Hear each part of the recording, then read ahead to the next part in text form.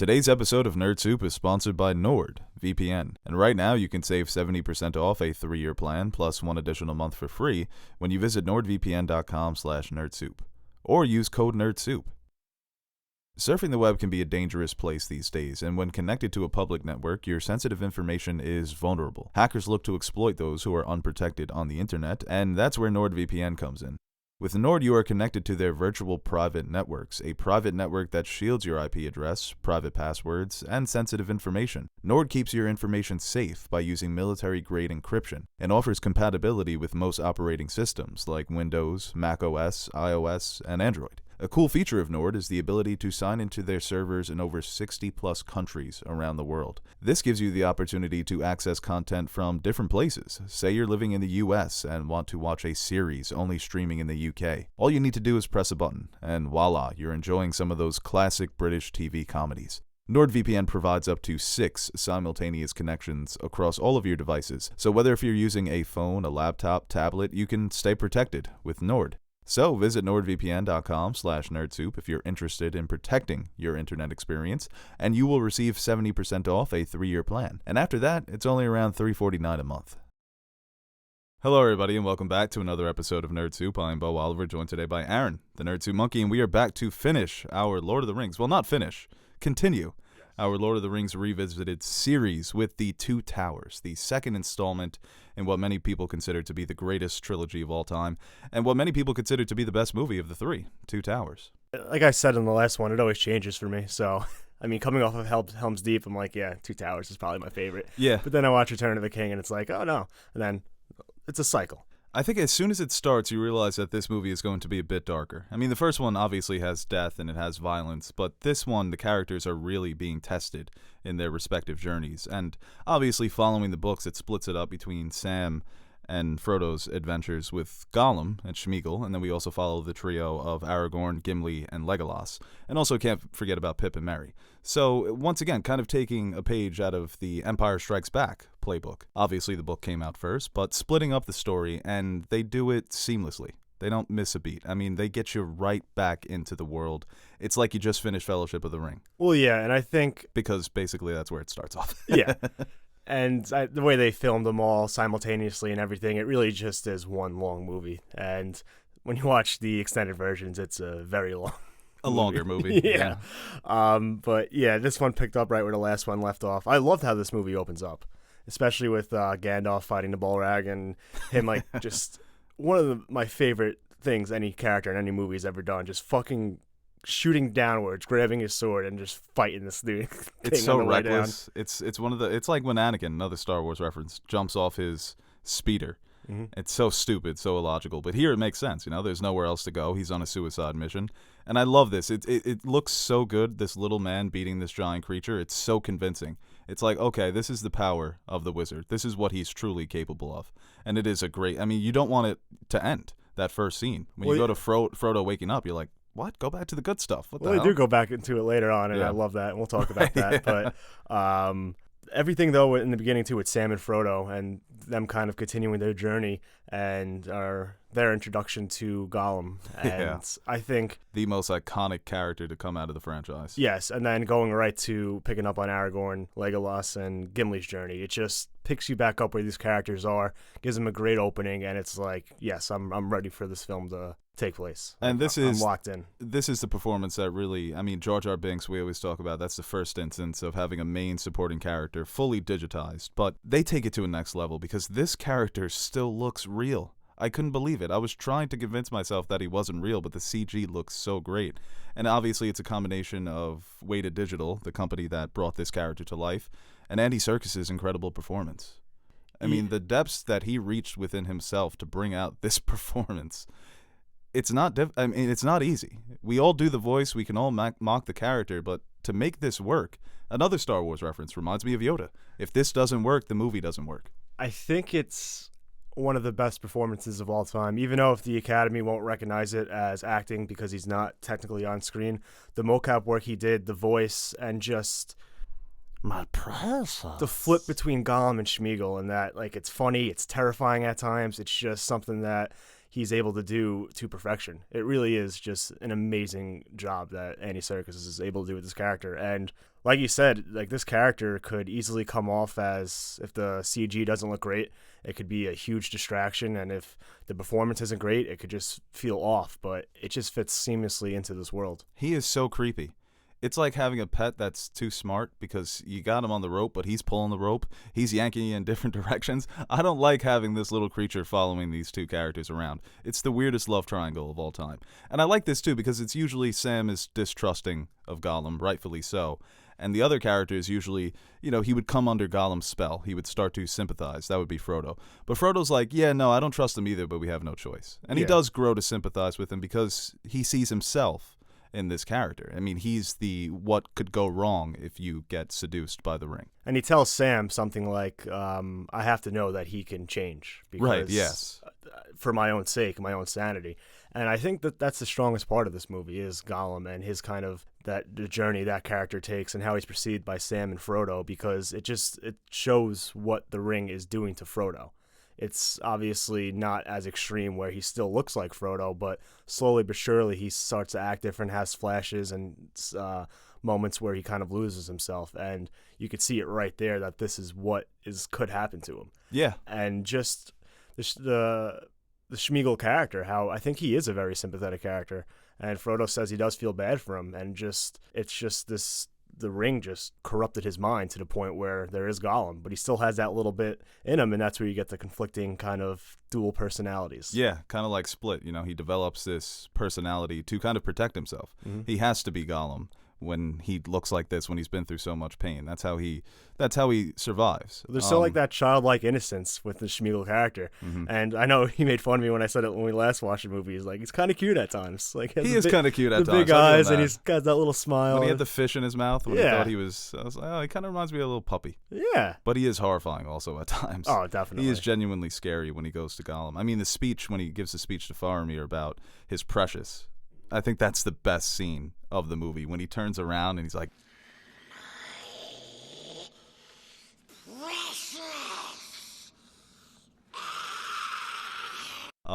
but no, I think a lot of people criticized Lord of the Rings for not being complex when Game of Thrones got really popular, but I think there are instances of characters that truly represent the duality of man and the struggle. Boromir and Gollum, and you saw it in the first movie with Boromir, and it comes back when you are introduced to his brother, and they have to tell him, hey, this is why your brother died. Mm-hmm. And with Gollum, it's very evident there. So they do capture the complexity of being a person in a world that's so riddled with political complexities. So it isn't just black and white. I mean, for a lot of it is, but there are. Well, I think a lot of times when people like simple themes or simple overall messages are, just because it's a simple concept and it's been done before, I think the way it's explored through this movie in particular, but other movies that do it well, there are clever ways to explain a simple aspect. So, and I think this film goes into a bunch of different things, but I think just going back to Andy Serkis and Smeagol, I don't know, there's so much to love about this movie, especially the Helm's Deep battle scene, but I think the crux of the movie is those three and on their journey. Yeah, there was a lot of push for him to be nominated for an Academy Award when this movie first came out. And I think eventually he will receive an honorary Lifetime Achievement Award, which, is kind of bullshit because you wish that people could be forward-thinking in the moment and see how influential this was going to be. And there's still a debate about what's more important, the performance or the animators, Yeah. And now it's become so blended between a lot of the performances being taken from the actual actors, the animation. So, but like you said, it just paved the way for mocap to become a way to perform in Hollywood. Yep. A respectable part of performing. And like I mentioned, the narrative is split between basically three perspectives here. So I guess we'll go to Aragorn, Legolas, and Gimli, pick up on them. Aragorn looking like Geralt out there with his tracking abilities. Very impressive. He's pretty nice with it. I think the funniest line in the movie comes from this beginning. When he says he can't run cross-country? Yeah. I was dying. That's the other thing. Dwarves are natural sprinters. Yeah. Jonathan Rhys-Davies as Gimli. He's my favorite character because he is funny. Yeah. And I get a kick out of his comic relief. It isn't cheesy. I mean, at times it is, but it works. Well, because that's the thing with these movies is they can do so many different things well. I mean, there's obviously that dramatic, tense atmosphere to it when you have this world with orcs and you have the Nazgul and you have all these different fantastical elements, but Peter Jackson at times is not afraid to get a little goofy with it. And I think with The Hobbit, sometimes he did take it a little too far. But in these films in particular, when you have these kind of, it's a wacky world. There's a lot of crazy aspects to it. So Gimli and Legolas's back and forth, Gimli falling off a horse or things like that, where it doesn't take away from the overall film. No, it never does. Oh, one of my favorite scenes, I think one of the funniest scenes of the movie is when they're making breakfast and Sam and Gollum are bonding over fish and chips. Mm-hmm. Gollum says, no, I like that shit raw, dude. Nope, don't cook it. I want it wiggling. I like in the extended edition in the beginning, Sam drops something. They're climbing down a rope and Sam drops something and it's like, Frodo, catch it.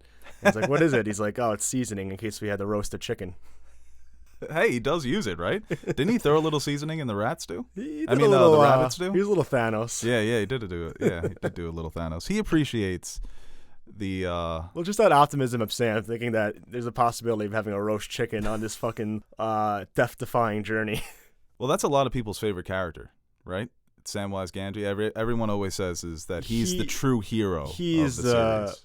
I mean, I think a lot of people don't respect Frodo, and not respect him, but that was me. Yeah, I'm talking to you right now. Yeah, right. But everyone praises Sam, and rightfully so. I think he is the best character. But Frodo's personal struggle and his journey, it's so much time with Sam, and he needed that kind of person to look after him and give him the support he needed, or he would have destroyed himself. Right, and that conversation, like you said, it is a very simple theme to grasp. You need friends. Everyone needs a friend to help. But it's more than that, because Sam is able to put his head down. He's able to put the journey before his own life. And not everyone can do that. Not everyone would be able to withstand the journey that these characters are on. And it is a nice message of anybody can achieve greatness. Yeah. And they handle it so well. Obviously, it goes into the third movie, but going back to like the tracking when they're trying to find Pip and Merry, and just I think some of the best shots in this movie were just people traveling in the landscape. Yeah. And just different angles, different shots, different kind of backgrounds, and I don't think there's ever been a more convincing fantasy world. Yeah. It just feels like Middle Earth. No matter what, you're never taken out of the world at all, and it's because of the shooting with those landscapes, because they make the effort to actually use practical effects instead of CG. But yeah, no, those tracking scenes are great, and Pip and Merry stumbling upon Treebeard, one of my favorite characters, and again, my second favorite character, played by Jonathan Rhys-Davies. Yeah, the voice of Gimli. I mean, the voice of Treebeard. Another funny part too is when he calls him a tree and he's offended. But then he's like, "Yeah, but my name's Treebeard." So some people call me Treebeard. It is different, you know. But yeah, the Ents are interesting characters to me because it is even for this kind of world, it is a weird kind of. It's high fantasy, certainly. Yes, but I think here it works. Yeah, because they're just giant talking trees. Who thought of this? Obviously, J.R.R. Tolkien, but it's so weird. No, they're funny, and that whole dynamic with Treebeard and Pip and Merry is great. And, they go through like a pretty long journey, and I guess that's kind of, it doesn't really pick up until the end. I think after they find Gandalf until the end, that kind of third act, and the in-between's a little slower than the other, I guess, plot lines. But I like that doesn't pick up until the end, because the whole movie is them trying to convince them to fight. Yeah. And you just want them to convince, because you want to see these big-ass trees destroy orcs. And eventually you do. And it's a very obvious metaphor for taking care of the planet, giving a name and a face to a tree. And then he doesn't want to fight. Mother Nature doesn't take sides until you burn her forest. Yes. And then, wait, Mother Nature can take a side here. So that's pretty cool. But the dialogue between them, kind of, the breakdown in communication, I just wanted him to crack his neck. He seemed very stiff, very tense. Just wanted, like a nice shoulder shrug. Little neck crack. No, but I like the Ents. And like you said, it feels very high fantasy. So maybe it could have been too ridiculous for even Lord of the Rings, but like I said, I like those big-ass talking trees. Yeah. It's kind of like, I'll do a Star Wars reference here. The Ents are kind of like what the Ewoks should have been.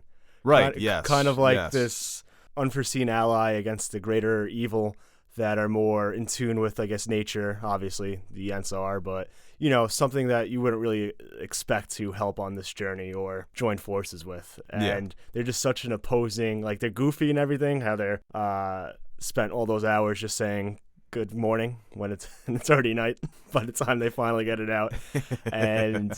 But at the end, when they're attacking Isengard, they are fucking people up. Yeah, they are. So it is ridiculous that those teddy bears took down the Empire.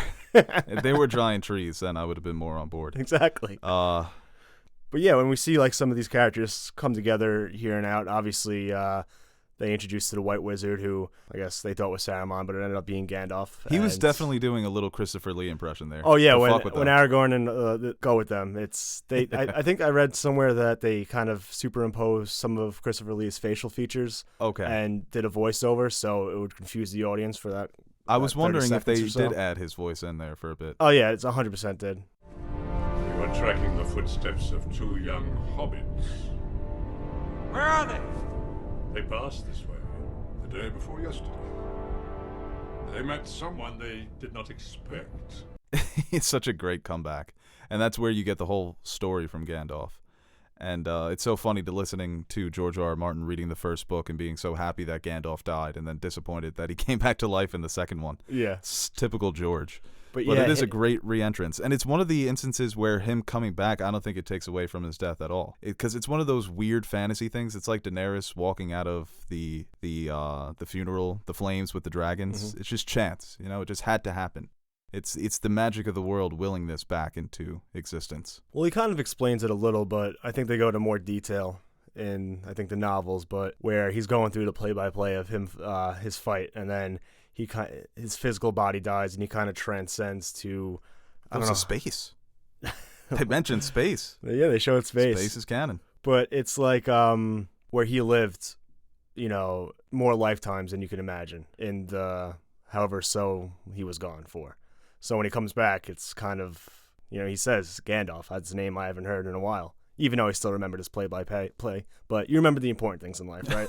Who cares what your name was when you can beat a fucking fire demon? Yeah, he remembers everything else but his name. It's like, oh, Gandalf. All his greatest achievements. Yeah. He remembers all his stats. He's counting his points while he's playing. Fucking Gandalf. So arrogant. But yeah, it's a great reintroduction to this character, and it's... Ian McKellen, still so good as his character. Obviously the lone actor nominated for Fellowship.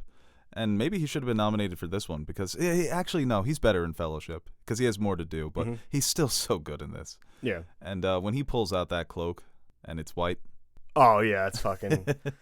it's spectacular. I like how he does keep the gray, though. You know, keep it on the low. Well, no, he had to, like, you know, sneak your way in. Yeah. A big reveal for everyone. Inconspicuous, right, yeah. One of the scariest scenes for me as a kid was when they introduce King Theoden. First, he looks terrible, obviously. You don't know why. Why is this dead man sitting down on the throne with his eyes open? And then you look to the left, and there's another creepy-ass dude whispering in his ear. I don't like anything that's going on here. I don't like this. This is dark magic. This is Satan at work. I wonder if his name, like his birth name, is Wormtongue, or he was just, like, that creepy that they had to give him a weird-ass nickname. Right. It's like the soccer player Hulk. Was he born Hulk? No, it was obviously a nickname, unless they just knew. You think his parents looked at him and said, he looks like a worm tongue? No, it's definitely a nickname. Well, it is a surname.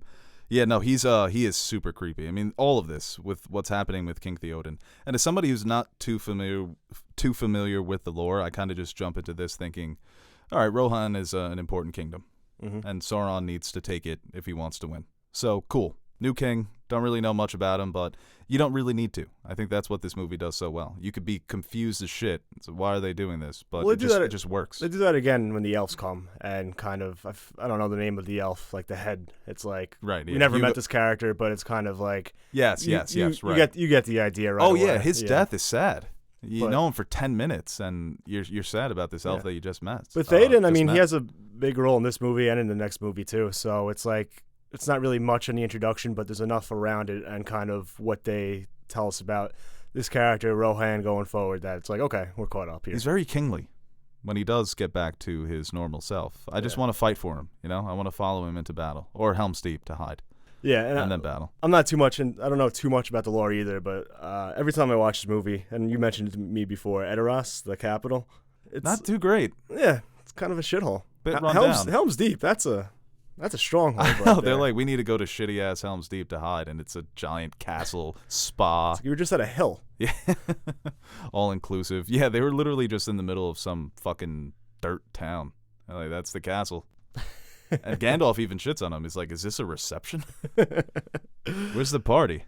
Yeah, and I think we got introduced to Eowyn. We got introduced to Eomer before when he meets up with Aragorn, but a couple of new characters that kind of are mainstays throughout the rest of the trilogy. Yeah, Karl Urban. I mean, we don't get much of him, but he's great in the scenes that he's actually in. Mm-hmm. And you kind of forget that he's in this. It's like, oh, Karl Urban's here Yeah. too, and he sounds good.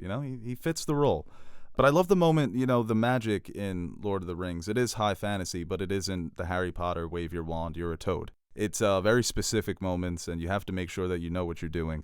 And the moment where Gandalf basically performs the exorcism to get Saruman out of Theoden is a great scene. And it's creepy too. It's the horror elements throughout these three movies are great. And this one, like I said, it is darker, and that's one of those kind of horror scenes that really gets you on the edge of your seat. Well, I love that line he delivers when a couple of scenes before this, when we've seen Theoden, when he's talking with his niece and nephew, and he's just kind of so displaced. He's not there. There's nothing inside of him. He's not really responding to his son being brought back, basically dying, and it's just Wormtongue is speaking for him. Right. And he can't do anything. And then Gandalf comes, and he's like, comes up, gets a little jump in his step, a little cockiness. He's like, and he goes, you have no power here, with such great delivery.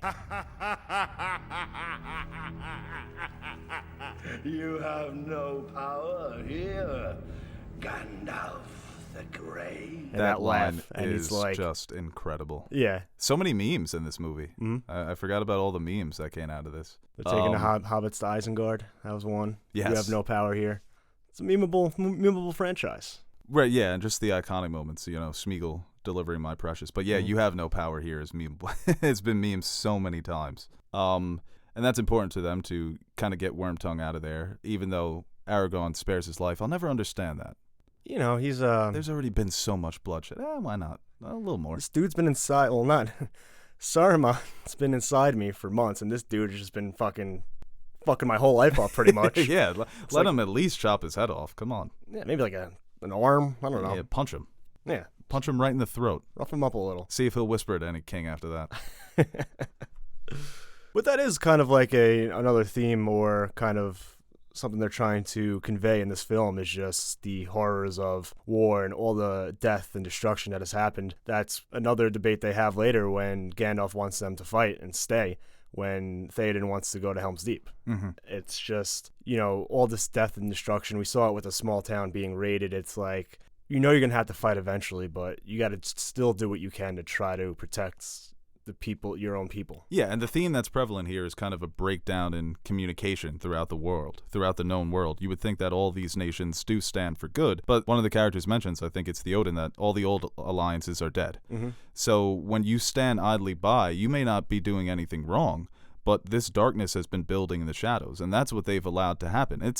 The theme is there with Game of Thrones as well. All the political battling and the White Walkers are coming. Well, we see with Cate Blanchett, Galadriel, when she says that we need to honor the old alliances with elves, and she basically slaps him around. Says, "Listen, Red Skull, get you fucking boys over there. We're about to be run down." And it's even too with the whole, I guess, dynamic between Gondor and Rohan, where it's the iconic light the torch scene at the end, where they finally, it takes Gandalf and do some maneuvering to make that allegiance, because you see how they're being run over there, but how they're not honoring any old alliances or anything, even in the wake of total destruction. Mm-hmm. So it's kind of, you got to sometimes give that little push. And like you mentioned, he decides to pull back to Helm's Deep, but they do get attacked. And what are those guys called? The dudes who ride the devil dogs? Do they have a special name? What, the Orcai or the Yeah, I think orcs? so. The dudes on the dogs. They roll up. I think they kill just, Aragorn. Yeah, the orc riding orcs. They're just orc riding orcs. Okay. That's a great little battle. Before the big battle. It's a great action scene. That's where the comedy to me was funny, when Gimli keeps being piled on. Yeah. I was laughing every time a new disgusting creature just fell on top of him. No, that was a great battle. battle. Bailed out a lot. Yeah, that was a great little battle sequence. And even talking about Legolas standing there, just picking everybody off. I mean, that's the bow and arrow never gets old. Yeah, and it's kind of like, I think that's something so important to these movies, is these little relationships. Obviously, Frodo and Sam is the big one, but Legolas and Gimli and Eowyn, their kind of dynamic together. Even Aragorn, a little bit later on in the film, it's like their little back and forths, their moments together add something, a little lighter, but also like peaceful, hopeful. It's kind of well, like the characters are changing. The Yeah. characters are definitely changing across the board. Sam and Frodo were innocent hobbits. Now they're struggling with this pull between good and evil. And Aragorn was pretty much a loner. Legolas, I guess, as well. Gimli. But now they're three best friends traveling the world with a purpose, united, fighting for one thing. Merry and Pip are kind of still the same. They're just hanging out with the tree. Yeah. But they're there. They're doing They stuff. get some pipe weed. That's all they Right. really want in life. What are your opinions on Aragorn as a character? Do you like him as kind of the archetype hero in this story? I think it's a story with so many different characters where if it was a limited cast and there wasn't that much focus on other characters exploring different things, He's a little boring. then you could Yeah. be like, okay, then there's not really depth. But because you have all these vast array of colorful and different characters, it's like you kind of need that, I guess, steady leader Yeah, type. definitely. Someone in that role, yeah. He's a straight man for all these different colorful characters. He's the Yeah. one that you identify with. I'm an Aragorn. I'm a man. I could lead this charge. But I also I like hate how when people identify with like the biggest, like, best character. It's like I can see myself as a Gimli. Like I could do that. yeah, for Guardians A of the Sam. Galaxy, you think you're Yeah. Star-Lord. Yeah.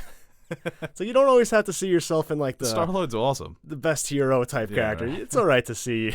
You're like, in Harry Potter, I'm just Snape, really strong. But the point I wanted to make about Aragorn is that he is kind of the loner, always dressed in black, but he's not a dick.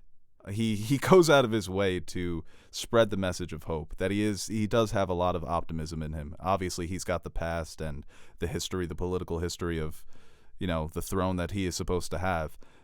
But he's just a cool dude. He is a genuinely good dude. And like you said, maybe if there weren't, and that's another great thing that this movie does, there are so many damn characters and no one feels cheated. Because you can time how much time they do have on screen, and it may surprise you, the limited time that some of these characters have. You don't even realize it, because they're there to perform a role, and that's a credit to the narrative and the script. But, I like Aragorn going back, constantly seeing the flashes of Liv Tyler, trying to remember what's her character name. Who are you again? I know you're Liv Tyler. Oh, And you're an elf.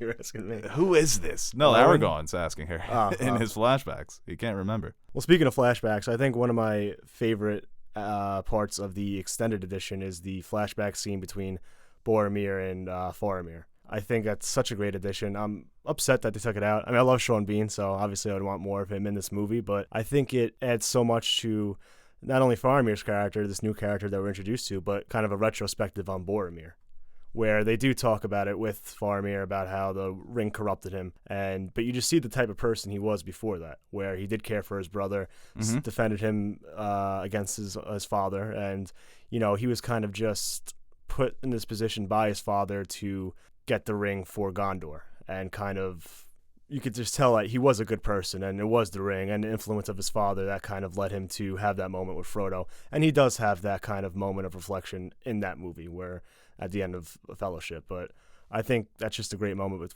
for those characters. Yeah, and it adds more depth to that character. It makes his death even that much more sad, because you understand. You see those moments in the Fellowship when he's hanging out with the hobbits, he's playing around, and he's defending them against Aragorn. So he was a good dude, and he's definitely one of the best characters, and it's always great to get more Sean Bean in your movie. But the Faramir character, it is interesting because, once again, it's a character that's introduced, and you don't really know that about his father. I mean, obviously you can see that he's not letting them go, so he might have plans to use the ring. But it's interesting because you don't know because he doesn't know. You don't know. Can you trust him? What is he going to do? Is he going to let the hobbits go? Is he going to steal the ring? Is he going to give them over? Obviously, he's not going to do that because he's loyal to his kingdom. But that's, once again, they should be fighting. Everyone should be united, and they're still, I don't know. Maybe I should use the ring. Well, I read something where this character in the books, it's a different change. I don't think there's that much. I don't think he takes them prisoner. Not as much confliction. And I think they added that in. And well, I like that. I like that ad because he. Once again, I haven't watched this movie in years, so when he pops up, I'm like, is he good or bad again? Yeah. Well, they kind of add, and it's kind of a reflection on his father, where he is able to his judgment is able to be clouded in regards to Frodo, Sam, because of the amount of pressure his father put on him and him wanting to please him. Do you think Orlando Bloom's a good actor? Yes, I do. Yeah, you think he's good in this? I love his portrayal of Legolas. I don't love it. No? I think I would still say it's a 10 out of 10 because I'm not going to take it away because Legolas isn't an incredible actor. I mean, he's there to look great, with the bow and arrow, and he's there to look pretty. Yeah. That's the other. I also don't like how pretty Legolas and Viggo Mortensen are. You can't be that. You can't have two pretty guys. Yeah. They try to gruff him up a bit, but no. Viggo Mortensen back then was a pretty dude. But I think a better actor, like a prime Tom Hiddleston, as Legolas. That to me works. Yeah. You're like, yeah, might as well, right? I think he's good. I like the way they play off each other, Gimli and Legolas characters, and I think he never necessarily has a. And this is when he's Orlando Bloom. Yeah, he's the biggest star in these movies at this point in his life. He's like the dude. Mm-hmm. This Pirates of the Caribbean. What a run! A nice 6-year run there. Yeah, that's pretty nice McGrady run. That was a pretty nice run. But I think, once again, it doesn't take away from the movie, but I think maybe it would have made it a little better if there was a better actor playing Legolas. No, well, and I also think but the dynamic is so great. When we talk about like performances in these films, I think there's a ton of great ones, but there's so much going on, so many different characters that I think sometimes it's not a film where if it was a smaller cast where you can really focus in on one person's performance. I think you can only really do that with Ian McKellen in the first movie, Gollum in this one, and a few other instances of better performances. But it's not the sole focus. So I think sometimes a lot of the better performances can get lost because there is so much going on. So it's like all of them are good, but there's not really too much where you can select and pick and choose from. Right. It's just his line when he grabs the orc and says, "You lie." That was just like, ooh, say that again. Cut.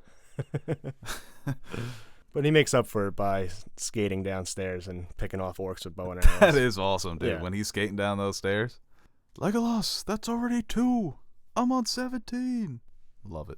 Going back to some of the other changes, I guess, from the books. Like I said, I'm not too knowledgeable on them, but I just want to give credit to some of the screenwriters and producers that I feel like we always talk about Tolkien and Peter Jackson, and deservedly so, but Fran Walsh and Philippa Boyens had such an impact on the screen and producing this, and I think the writing gets a little lost in these movies because it is such a spectacle, and there is a lot going on, but at the crux, I don't think this movie wouldn't be regarded as, well, all the movies won't be regarded as masterpieces if the script wasn't as solid as it is. The script is very solid, and like you said, it's funny at times, it's serious at times, but it never takes you out of it. There's never a line of dialogue where you think, whoa, this is a cheesy fantasy line. Everything feels very real and natural, the conversations between them, and that does get lost. When you don't notice it, it's good.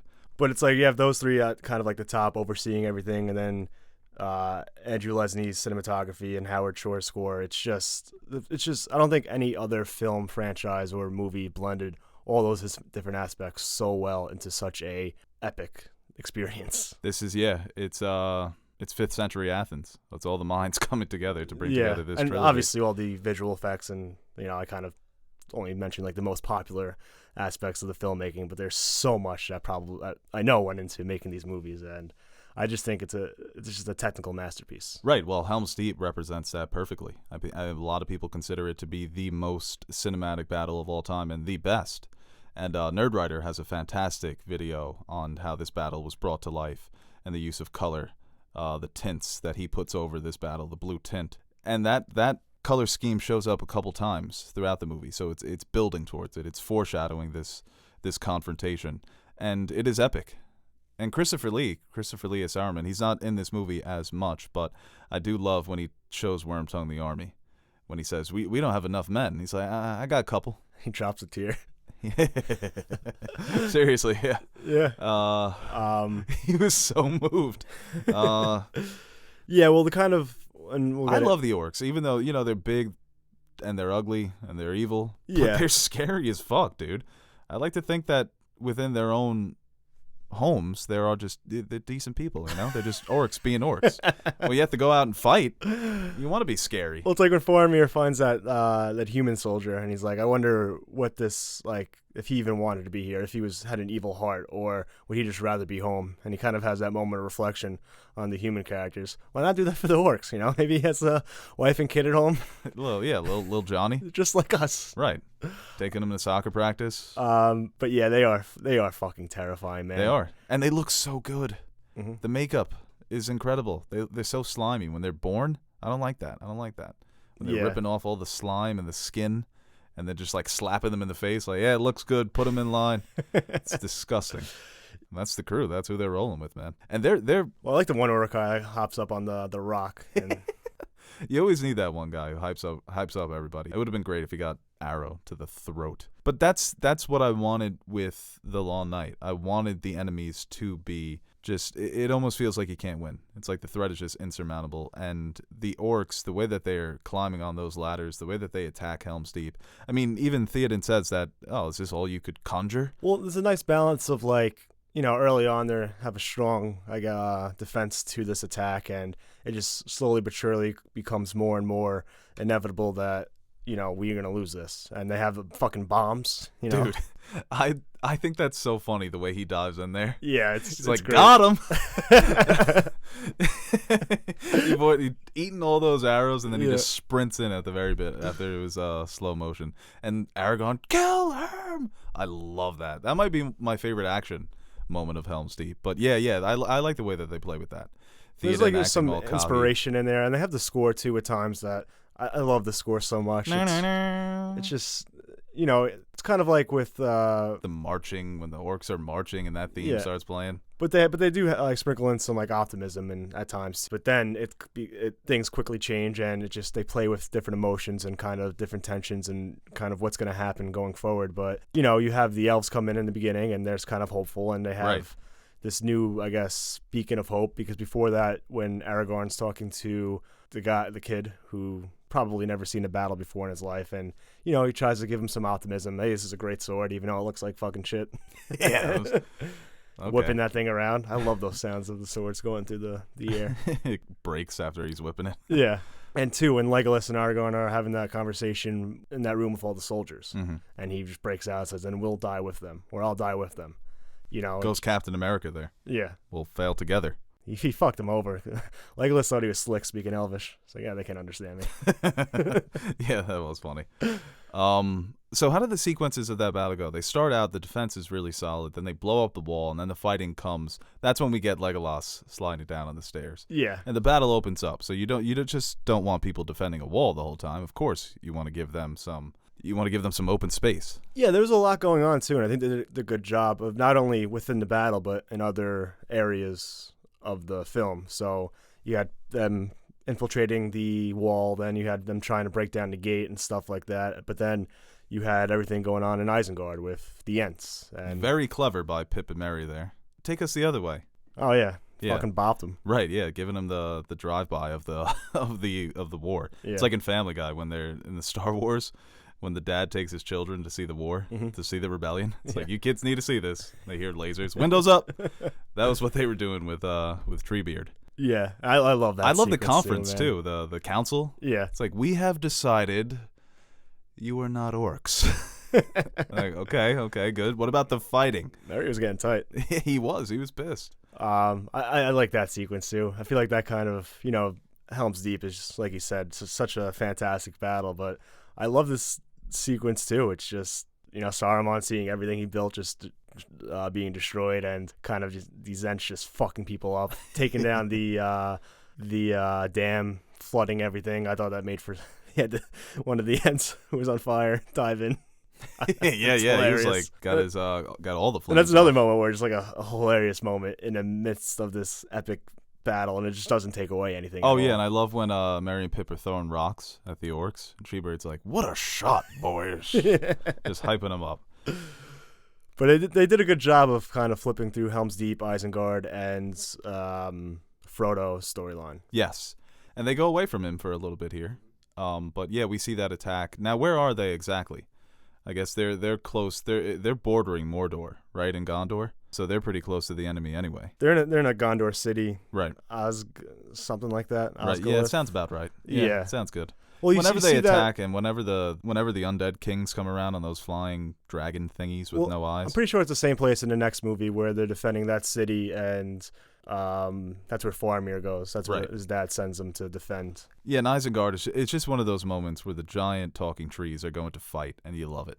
Mm-hmm. That's where it is pure good versus evil, And you know you're getting Helm's Deep, but it's just icing on top of the cake. But going back to Helm's Deep, when they're forced to retreat, well, going to the bridge too. When I fucking love that when he's like, "Throw me."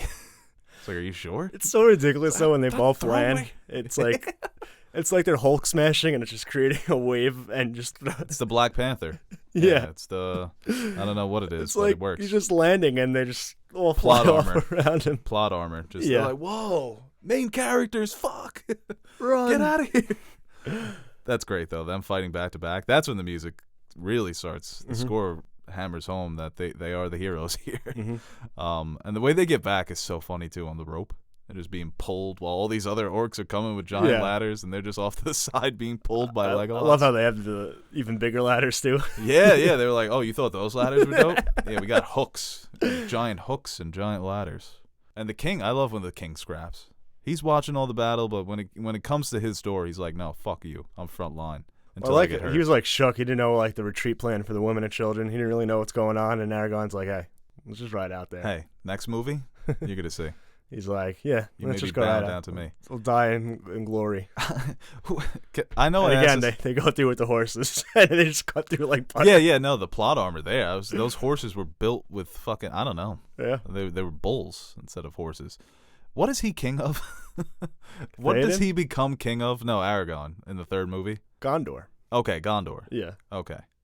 So that's the throne he gave up. Well, it's the whole thing. It's complicated. Yeah. I need to read the books. But I think the best. Well, that's a suicide mission, right? When they go out on the horses. Well, he knows even before that. You kind of hear that voiceover of Gandalf saying on the fifth day at dawn or whatever, sunrise. Right. But I think I don't know what's it called. I don't know if it's like a hero moment or just. I think that's one of my best moments of, I guess. Oh, it's certainly a hero moment for Gandalf. Yeah. It's so inspiring when you see him up there in all white, and he's got his boys with him. Carl Urban Yeah, comes in. I fucking love Carl that fucking Urban, shot. yeah. And he just rides in behind him. It's a great shot. It's like, yeah, you didn't know we knew each other. Yeah. It's like they telegraphed it, but that Oh, it moment doesn't itself is just so. It's one of my favorite moments in, I guess, film.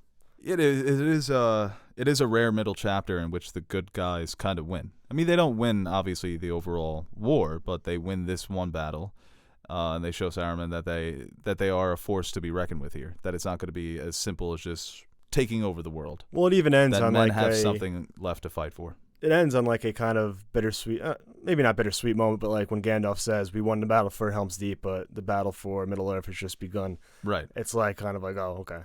Right, and they won that battle, but Frodo is losing. Well, yeah, they Frodo won is that. losing They won his- in Isengard, but Frodo is He's going personal. insane. Yeah, his personal battle is. He is succumbing to the pull of the ring. Yeah. And that's a great shot too. When he's confronting the Kingsguard, the flying Kingsguard guy. Those guys creep me the fuck out Yeah, too. in Nazgul. Yeah, they're scary. They're not in it for a lot. They're only in, especially in this movie. They had that one flyover scene in the swamp area, but seeing them in battle is terrifying. I don't know what I would do. And with Frodo, it's not only the pull of the ring, he kind of becomes disillusioned. And I guess that obviously is attributed to the ring as well, but it almost feels like he doesn't know what side he's on because he's seeing so many different people with their different agendas. And you would think that Faramir is somebody who's going to help you on your journey, and he doesn't at first. So you could see how all of this is really starting to weigh on Frodo. But Sam, he really is his rock. He is his Sam, as he says. I'm your Sam. You don't recognize me? Well, that's the Frodo character to a T, just the innocence of being able to grow up in a place like the Shire where, you know, there's really not any of the hardships that the rest of the world experiences, and kind of just being thrust into, I don't like, obviously the journey itself and the ring takes a huge toll, but I guess I would think he would have a kind of similar reaction if he just went out and experienced the world, you know, just seeing all the different aspects and horrors of the world. So it's kind of all this just coming down on this poor guy. Right, And exactly. In a matter of how much time. Mhm. Yeah, and you mentioned it. It's something that maybe Bilbo would have dealt better with because he was the more of the adventurer, but Frodo not so much. He was comfortable with his life in the Shire. Who wouldn't be? Mm-hmm. It was a beautiful place, just chilling, reading books. Uncle Gandalf came by a couple times with fireworks. Yeah. Now life has changed, certainly. And I love this monologue Sam speaks at the end of this movie. It's I know. It's all wrong. By rights, we shouldn't even be here. Once again, the theme is very simple, Yeah. but getting there is tough. Mm-hmm. Getting to that monologue, it's not like they just woke up, had a bad day, and they're like, you know what, it is worth fighting for good, though, Mr. Frodo. No, they just saw some fucked up shit. They've been through some shit. So you need that pep talk, and it works. Yeah, and also to Gollum at the end, and he's just so great. Just such a great character. Yeah, it's amazing. Such a great performance. He's bringing them to the spider, right? Yeah, him just going back and forth and kind of Hated that in the video game. getting both sides on the same page. And Well, I love this. Gollum just bullies Smeagol. I love the scene when he dismisses him. Leave now and never come back. No. That was a great scene. Yeah. I remember watching that as a kid, and I was just so confused. Mm-hmm. It's like, are there two of them? Is one coming in and then hiding? What is going on here? Yeah. But the way they deal with that, the split personality, it's actually very sympathetic, because you really do feel for him when he's trying to get this personality. He's telling him to go away, And it makes sense and he can't lose it. because he's like, all the shit he's been through, and obviously his physical and mental state, it's like he can't realize what Frodo did to save him. So when Sam says, you know, you did that to save you, it's obviously he's not in the right state to be like, oh yeah, okay, and actually like think it out. Because he was starting to come around. Yeah, and that kind of brought Gollum back, like we saw with Faramir, and it would just, at this point, it just overtakes him. Yeah. And I read somewhere that Andy Serkis, he used like heroin addicts and people with addiction for inspiration for this performance, because it is an addiction where he can't live, or he feels that he needs this ring, and like it overcomes with him, it overclouds his judgment, and he'll do whatever it takes to acquire this. That is a great point. Yeah, the way to see that as a metaphor for addiction. There you go. There are the themes that you can unpack in Lord of the Rings. It isn't just as simple as good versus evil, orcs versus men. And his performance really epitomizes that. But this movie overall, the performance, the battle, the cinematography, the score, the narrative, the acting, the creativity in creating this world that goes back to the books of J.R.R. Tolkien, him just kind of setting the framework for what would one day become the best trilogy of all time. And the middle chapter, like I said, I think the first one, I don't remember how I scored it, but this is a definitive masterpiece. I mean, this is a 10 out of 10. You can't, I don't know what else to say. I think they all are, and for different reasons. I think the first one, its introduction to this world and what it was able to establish and kind of, I guess, create to a whole new audience and test the limits of film, and kind of very similar to the original Star Wars trilogy, where it's like, I didn't know this could be done. Right. I mean, we said it on the first one, but the way that this movie still looks so good. It looks incredible. It doesn't look dated at all. Yeah. And it's, man, using those practical sets, it really pays off for when people watch your movies in 10, 20, 30 years. And I think this one might be the best movie as a movie, and like the third one is just a perfect ending and wrap up to the story. So I think they all are kind of masterpieces in their own way. Even as a middle chapter, they talked about how it was difficult for them to find a starting point and an ending point, and I think they did it perfectly, where obviously you know the story is going to continue, but you could just check out and be like, they wanted Helm's Deep. Yeah. It's over. I love how the first two movies end. Yeah. They kind of wrap up this kind of sub-journey, I guess, and they kind of just cut it in the middle. It's like, oh, they leave you on some optimism and kind of reflecting on that event, and it's like, but we got something else to handle, and it kind of wants to bring your audience back. And I think I could say this about any of the movies, but it's just such a unique, I guess, experience when like a piece of art can inspire someone to like actively try to seek out more information about your piece. It's like, and that's not like a negative to it where I have to find other information to kind of make sense of it, because it makes perfect sense within the film. But the way movies like this, Star Wars movies, Game of Thrones, Marvel movies, kind of inspire your audience to not just be a fan, but just kind of want to learn as much as you can about this world is truly something that is... They turn fans into fanatics. Yeah. Where it becomes as much as I can digest into this universe. And obviously I have some books to read if I really want to learn more. And rewatching the movies has really made me want to dive into the lore and mythology of these films. But they are incredible. Well, yeah, it's like I've watched the movie so many times. It's just like I know there's just so much out there that I've yet to learn, that I can learn about and know about and experience. So that excites me. Yes, it does. And we will be back next week with our Return of the King revisited. We're going to get these done, get these to you, and I hope you enjoy them. And I hope you look out for our Last of Us review that will also be dropping this week in a couple of days. Some technical difficulties behind the scenes, but we want to make the videos as best as we can. Teddy spilled the cereal on the keyboard. Yeah, right. We're also afraid to upload it because of the response. But hey, that's the internet, right? Good old YouTube. We got through season 8. That is true. We're always just going to keep referencing that. That was our, we were like Frodo and Sam. And I don't think we made it. I don't think we made it to Mount Doom. Yeah. I think we turned back at the Black Gate. That's a big gate. We're not getting through. It's what Marvel movie's coming out? Yeah, exactly. It's just like just going back to the Shire. Some nice Black Widow.